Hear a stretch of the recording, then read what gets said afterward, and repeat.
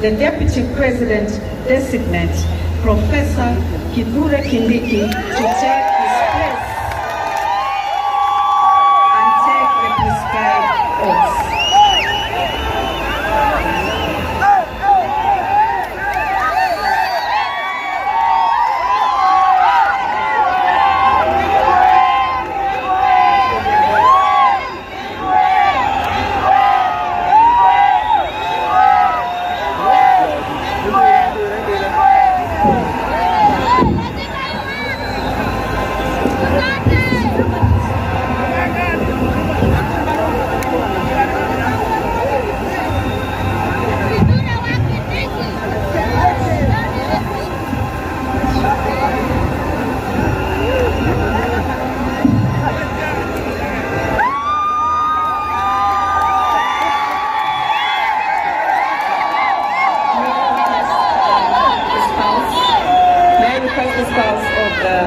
Deputy President Designate to come forward.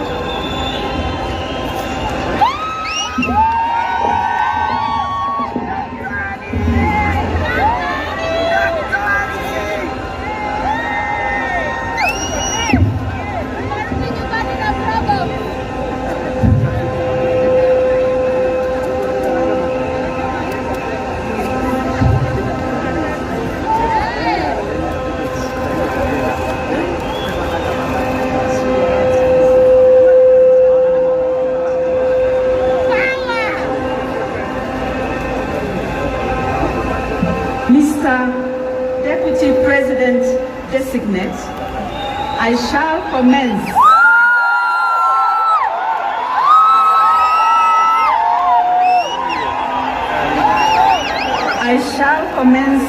with the administration of the first oath, which is the oath of allegiance of the Deputy President. Kindly repeat after me. I, Kithure Kindiki,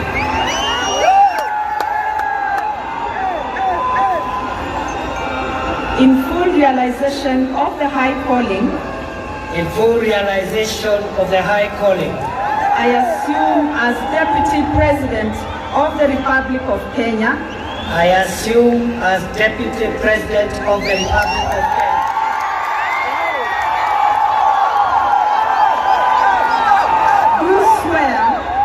do swear that I will be faithful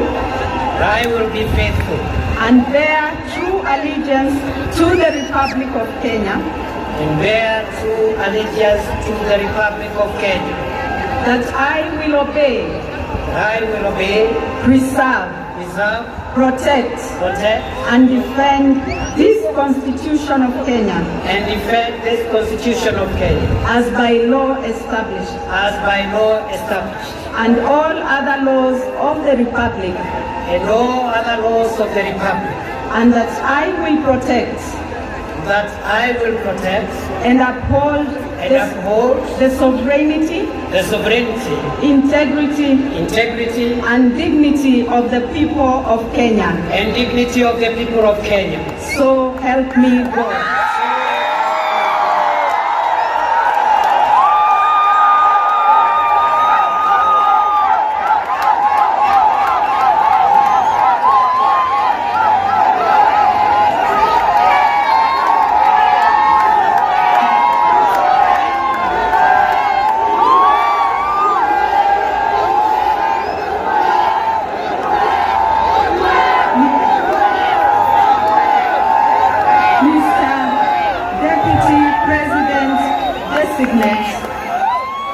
I shall now administer the oath of due execution of office for the Deputy President.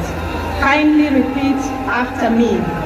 I, Kithure Kindiki, do swear that I will always truly and diligently serve the people of Kenya and the Republic of Kenya in the office of the Deputy President of the Republic of Kenya, that I will diligently diligently discharge my duties and perform my functions in the said office to the best of my judgment, that I will at all times, when so required, faithfully and truly give my counsel and advice to the President of the Republic of Kenya, that I will do justice to all without fear, favor, affection, or ill will, and that I will not directly or indirectly reveal such matters as shall come to my knowledge in the discharge of my duties and committed to my secrecy. So help me.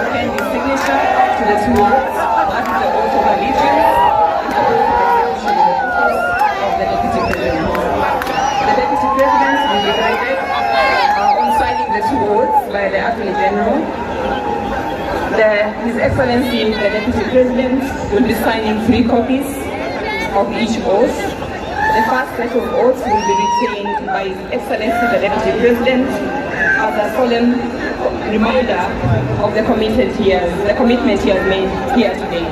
The second set will be handed over to the head of public service for custody.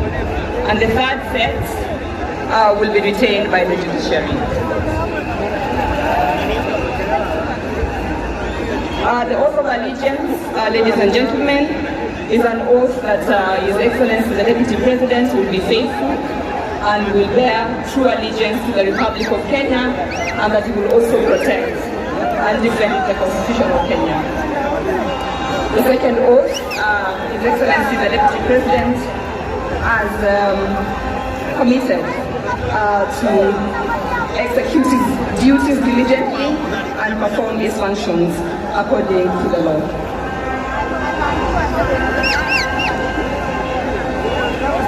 The Chief Registrar will now transmit the oath to the Honorable Chief Justice, who will also append her signature to the 2 oaths, 3 copies each. Our leadership, the Chief Justice, will be countersigning against the signature by His Excellency the Deputy President.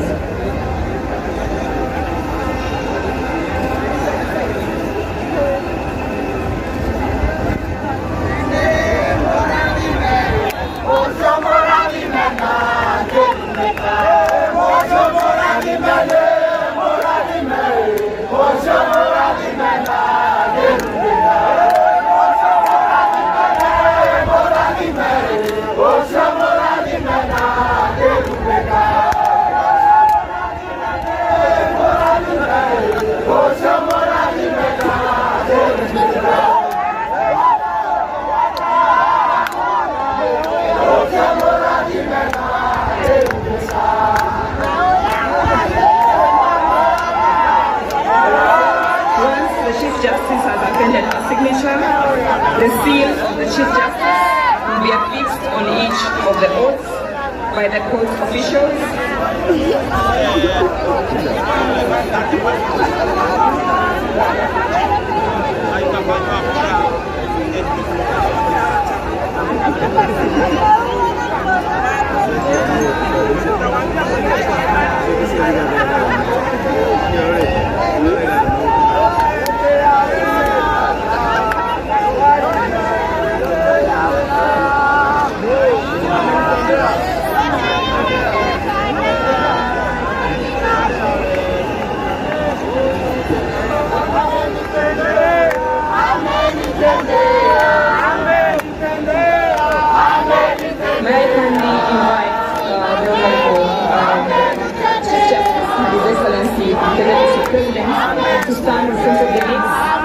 presentation of the oath to the public.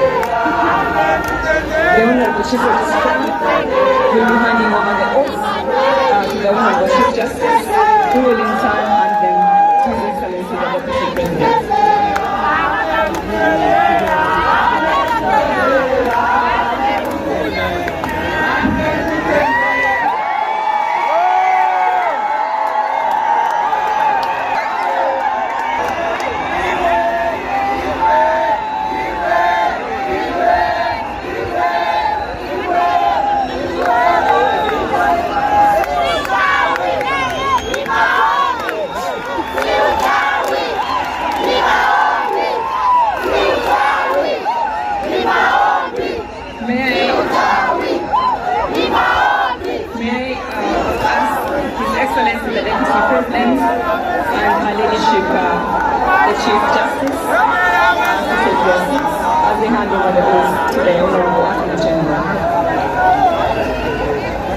May I call upon the head of public, Your Excellency, you may take your seat. Honorable Chief Justice, please, you may take your seat. At this point, I wish to call upon the head of public service to receive the oath from the Chief Registrar for safe custody. As I mentioned earlier, one copy will be handed over to His Excellency the Deputy President, another will be retained by the judiciary, and one copy will be handed over to the head of public service for safe custody.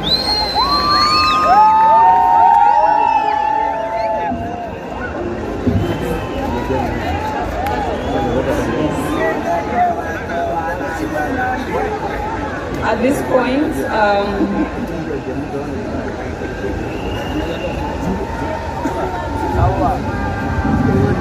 this point, of the program, may I invite His Excellency the President to hand over a ceremonial copy of the Constitution of Kenya to His Excellency the Deputy President, Professor Kindiki, the Deputy President of the Republic of Kenya.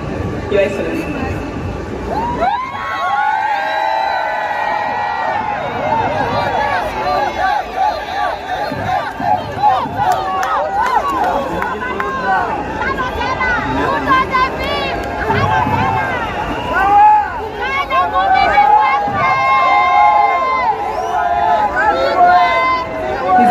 The President is handing over the Constitution to His Excellency the Deputy President.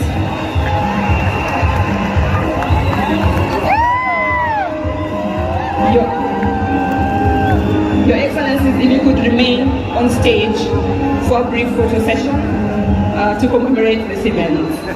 The first photo will feature His Excellency the President and His Excellency the Deputy President of the Republic of Kenya.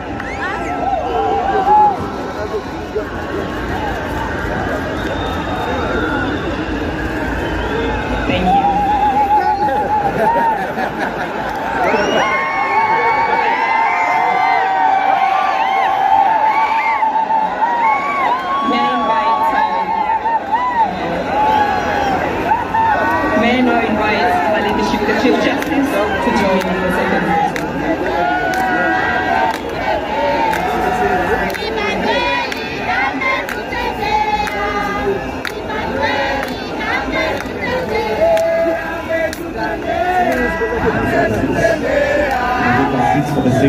I now invite the Honorable Chief Registrar and the Honorable Attorney General to join in the next photo.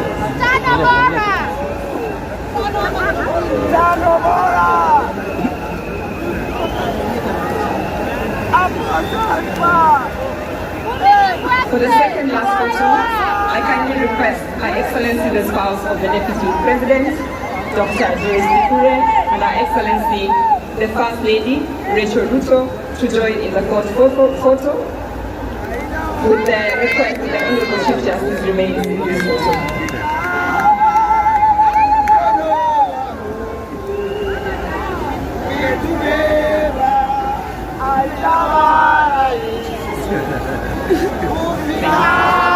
Thank you very much.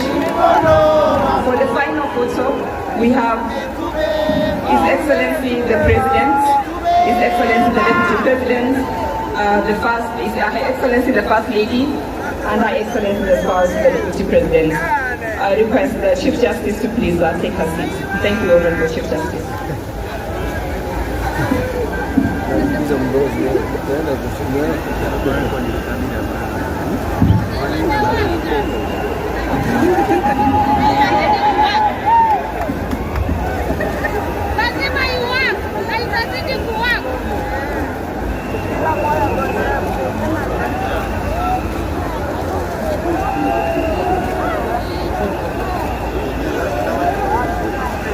Thank you, Your Excellencies. You may now resume your seats. I also request the Honorable Chief Justice, the Honorable Chief Registrar, and the Honorable Attorney General to also resume their seats.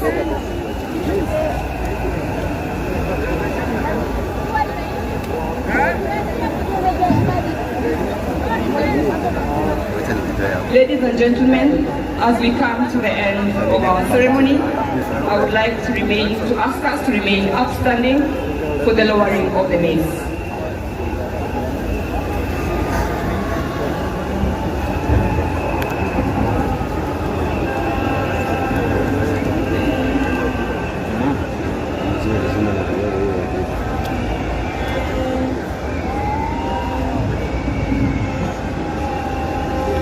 This marks the end of the swearing-in segment of the program.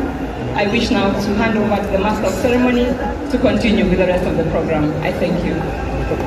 Tupigie judiciary makofi tafadhali for a job well done. Let's also take this opportunity to give a warm round of applause to the Deputy President, Professor Kindiki. Tupigie makofi tafadhali.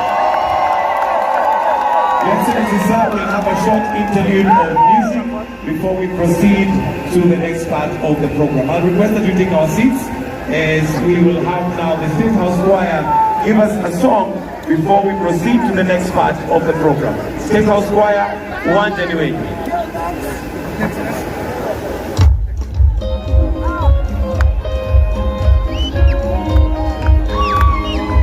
Kama kuna bendera, sisi ni Wakenya daima. Ndio huo wimbo.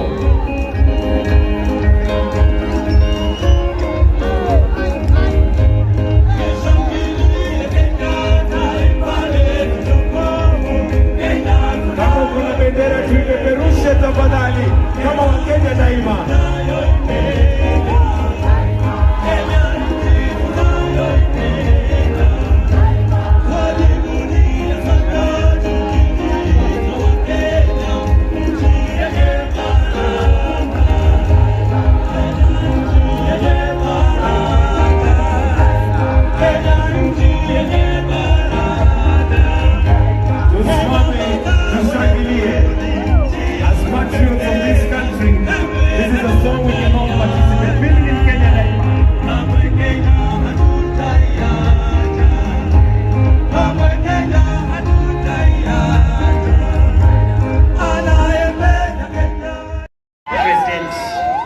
Ruto, Your Excellency First Lady Mama Rachel Ruto, all protocols as already established, I ride on them. No arms of government or agencies and the representations of foreign and friendly countries present. Your Excellency, sir, words fail me to explain how grateful I am today. I'll say that I am grateful to Almighty God who orders the steps and the affairs of every human being on earth. I am grateful to you, sir, for the honor you have given me to serve under you. Excellency, I've been your political student for nearly 20 years now, and nothing in the political space has helped me to pick up lessons more than the years that I have worked and served around you in various capacities. Therefore, Your Excellency, I'm grateful for the honor which you have given me.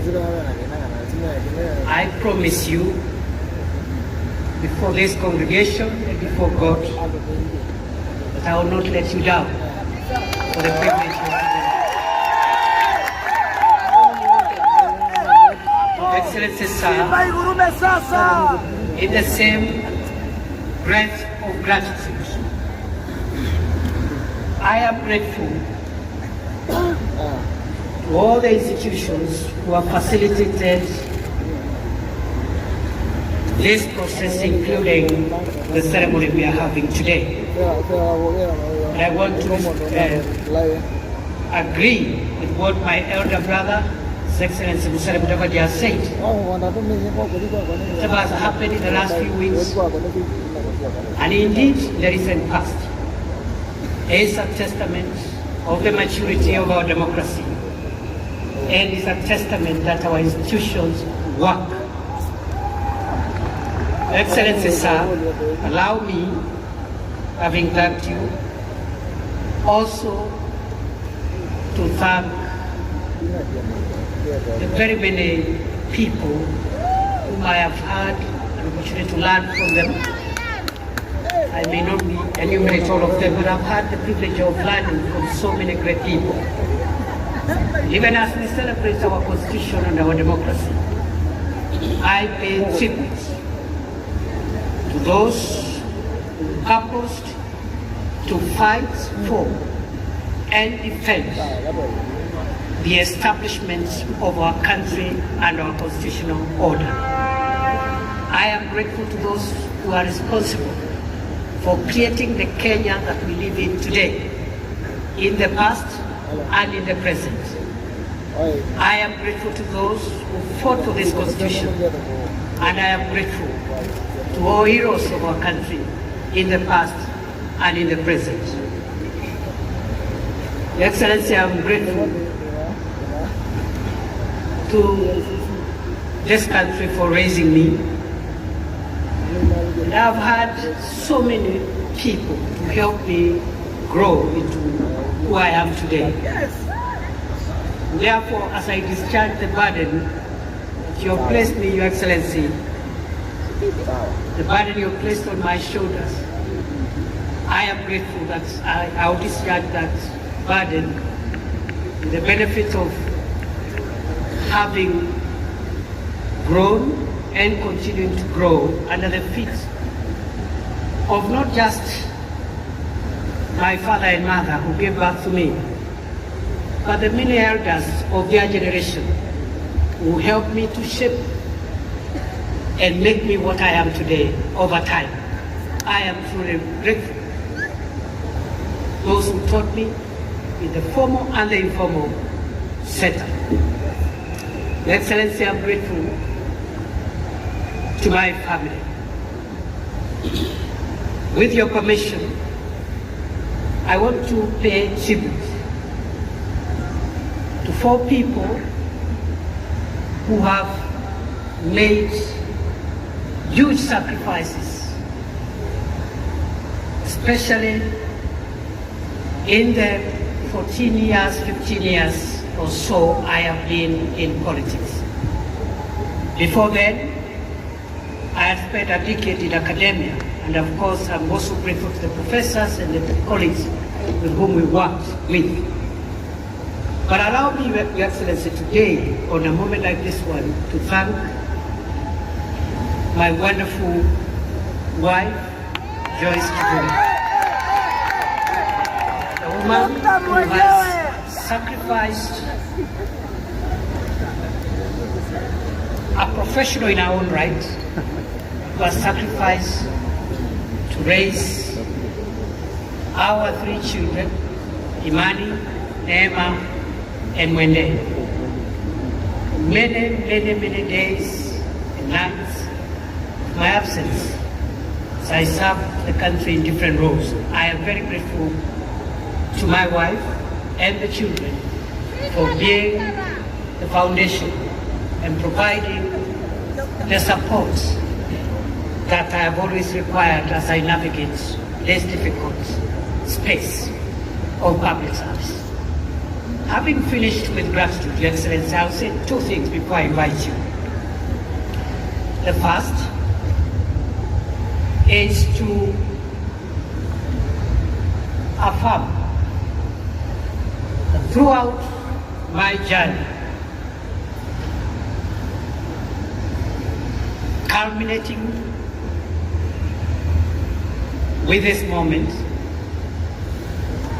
I have come to believe that Kenya is the country of possibility.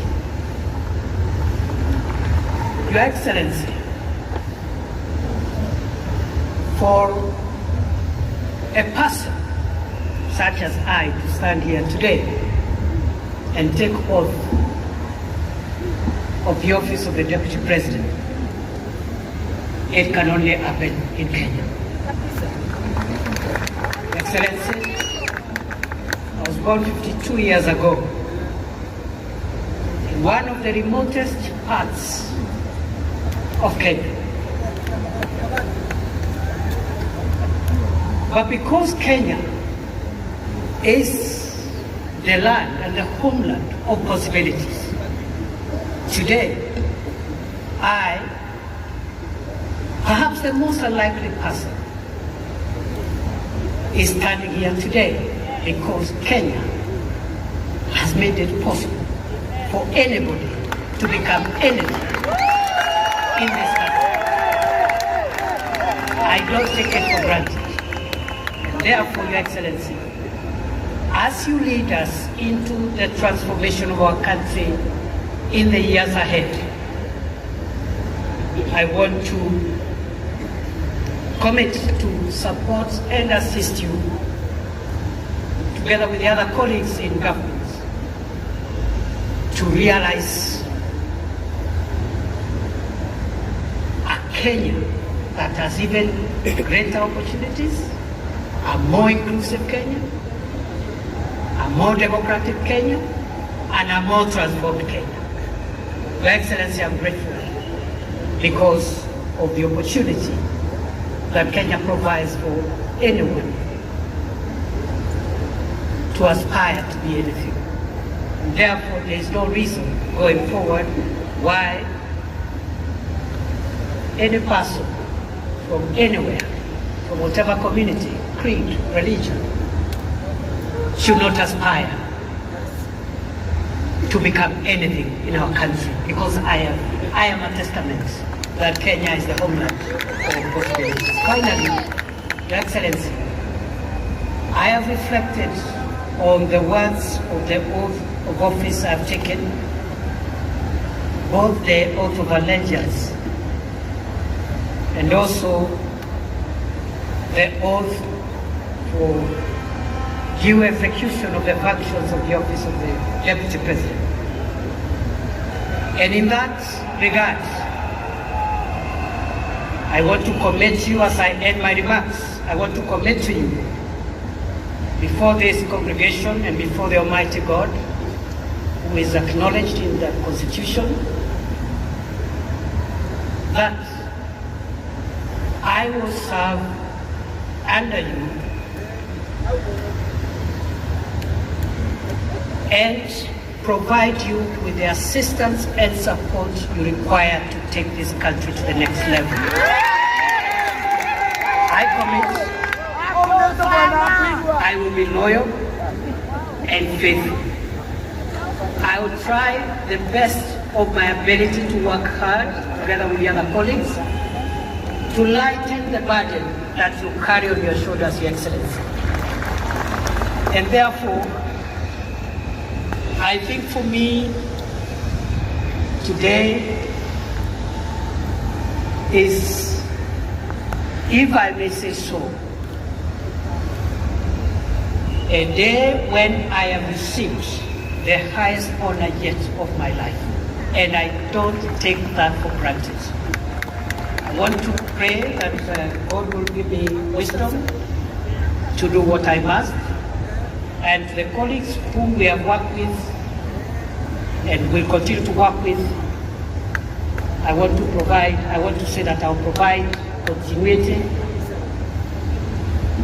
so that we can be able to all work together and deliver for this country. I forgot, Your Excellency, to thank, when you gave me the task the last 2 years of serving the Ministry of Interior. They are wonderful people whom I have worked with. GAO, the police, the prisons, immigration, and all the departments and agencies in the Ministry of Interior. The little successes that we could have achieved, I attribute those successes to my colleagues. If there have been a few challenges,